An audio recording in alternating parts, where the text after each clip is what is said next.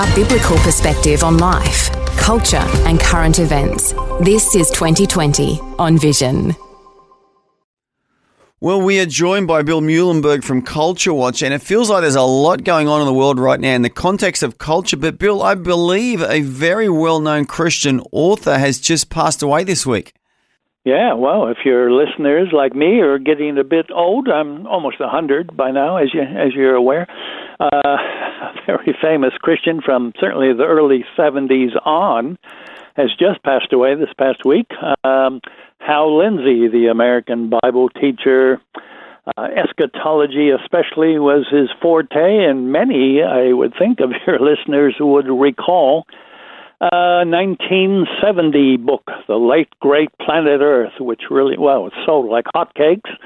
The Six-Day War in Israel had just been happening.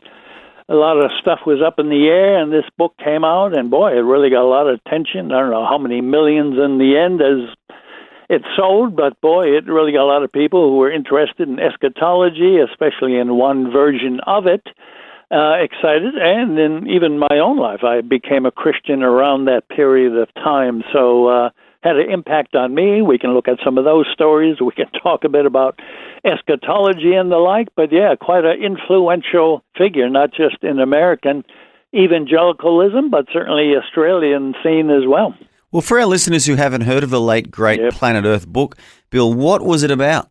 Yeah, well, as we say, it was hot on the heels of yet another battle for Israel's survival. In 1948, as most people would know, that is when, after a very long time, Israel regained nationhood, became an independent nation. So a lot of people, whether you were eschatology buff or just interested in biblical prophecy and so on, end time scenarios, a lot of people, especially of a more premillennial, pre-trib kind of view, which we can explain in a bit, thought, okay, this has really got the prophetic clock now ticking with Israel a nation. Now a lot of the Bible predictions and prophecies can start to be fulfilled. So Hal Lindsey and others hopped on this thing. I mean, he wasn't the first to run with it. Nelson Darby, C.I. Schofield, Dallas Theological Seminary, John Walvoord, people like that. Some of your listeners will also know. In the pre-mill and pre-trib camp, had been talking about this for quite a while. So certainly with the rebirth of Israel, a lot of people, certainly evangelicals, were excited. Hey, the Lord's coming back at any moment. Now these things are all being fulfilled. And, boy, we better get ready. So, like I said, the book sold zillions of copies. I'll tell you my story very quick. I was saved in 1971, a year later. Started off being a cult, sadly.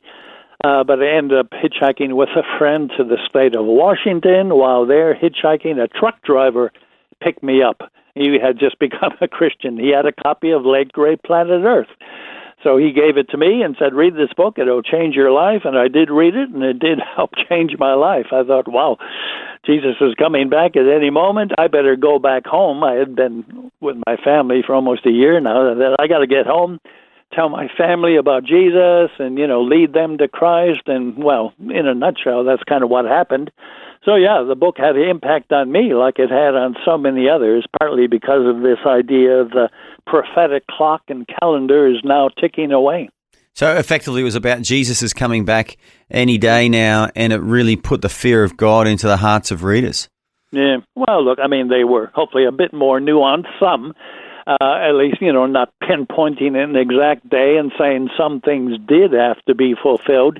Hal Lindsey, for example, among others, had said, when Jesus talked about all these things must happen in this generation. Well, if that's the case and that applies to the end times, well, first of all, what does generation mean?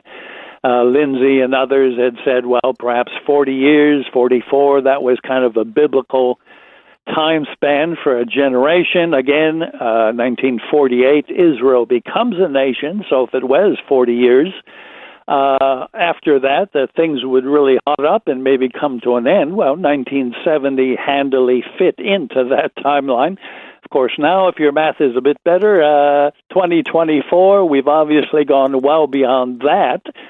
So if your main thing was counting on some understanding of what a biblical generation entails, we've gone almost 2 generations worth now. But yeah, that was just one of the things he'd talk about. Well, the EU was just starting off back then, and, this idea of a 10-nation confederacy in Europe, how does that tie in with Revelation, Book of Daniel, and so on? So a lot of people speculating, trying to put together current events with an end times calendar. So yeah, he put a lot of that together in his book and his other books, as did many others. A lot of people got pretty wealthy off of some of these books. I was pretty keen on that point of view. I've since maybe broadened out a bit and looked at some of the other options, which we can, if you want, discuss. But yeah, it got people thinking. It got people saying, wow, if Christ is coming back soon, and it looks like maybe he is, I better get my house in order, literally, get myself saved, get my family saved, tell everybody I know about Jesus.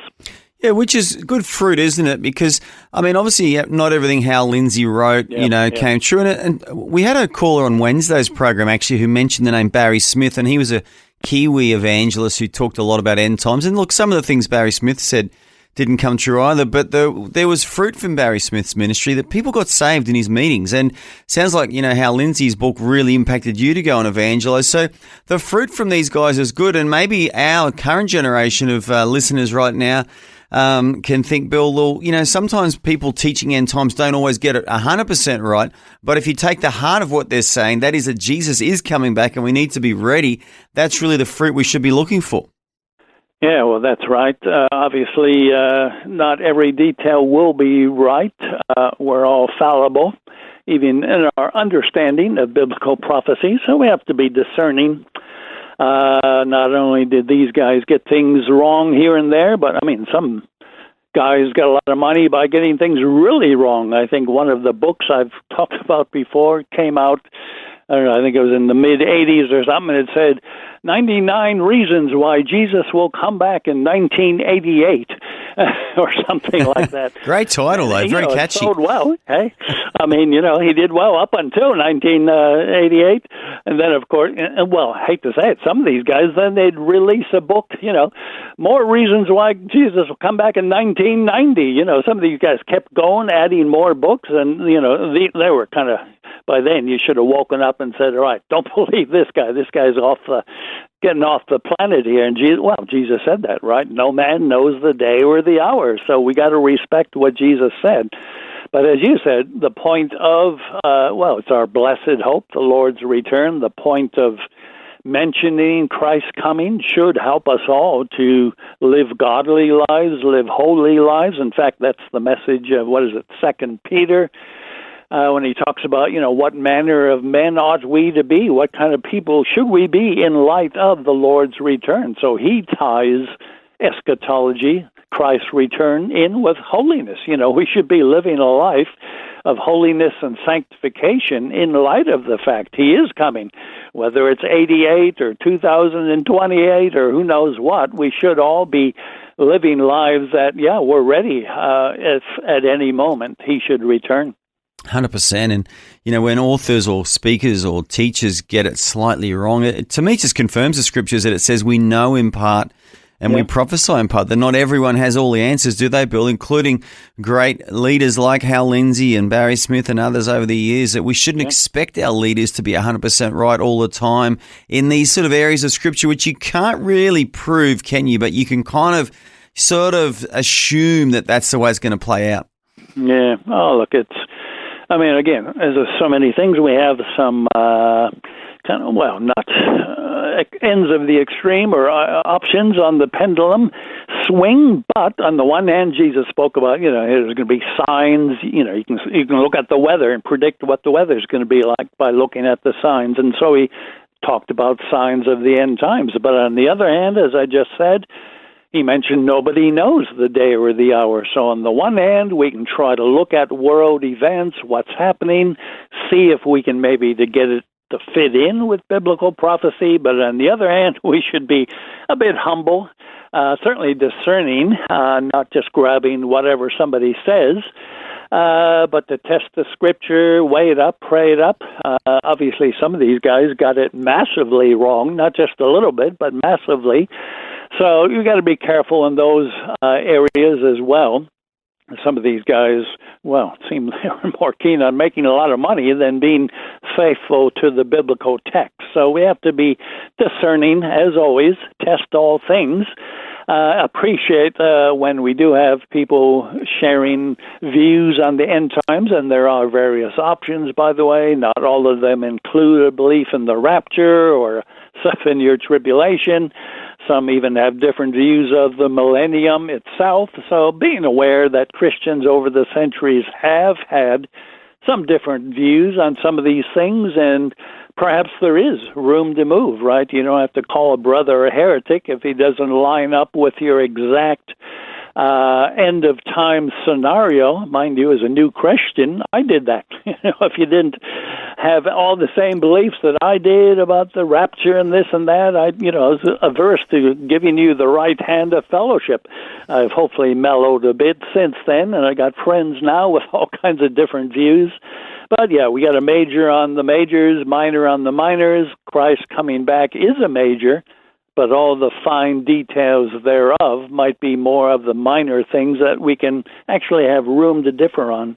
Yeah, 100%. And I think just big picture too, Bill, it feels to me like a lot of that generation that really had an impact, such as Hal Lindsey, Billy Graham, there's some, depending on what stream of Christianity you're used to, guys like Kenneth Hagin and Oral Roberts, they're all in heaven now. And do you think there is a new generation rising up in the West, Bill, or are we really a little bit lean or light on in that area of great leaders? Look, yeah, it's a good question. I mean, God always has his people. And hopefully people like Andrew at Vision, he's one of God's chosen here.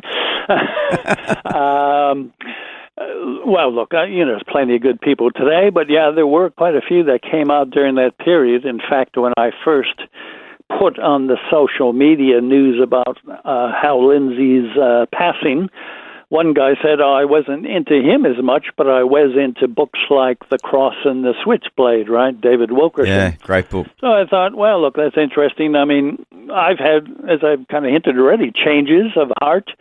Just as I was a gung-ho, pre-mill, pre-trib dispensationalist as a new Christian, not so much today.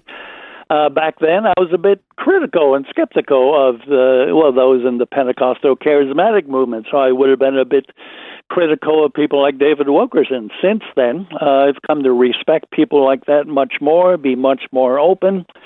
And one of my favorite stories, I can very briefly give if I can. Wilkerson, of course, the famous New York preacher, and again, The Cross and the Switchblade, very famous book indeed, sold probably as much as Late Great Planet Earth, but